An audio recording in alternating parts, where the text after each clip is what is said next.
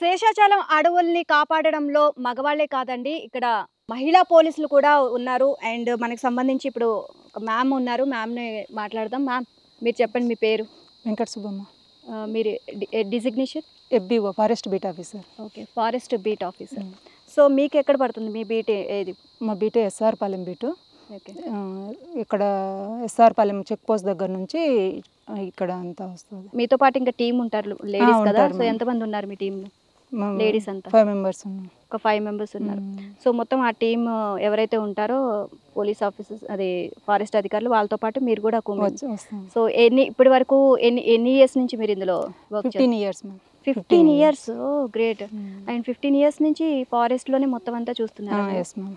Okay, so ఎప్పుడు కూడా భయం అనేది లేదా?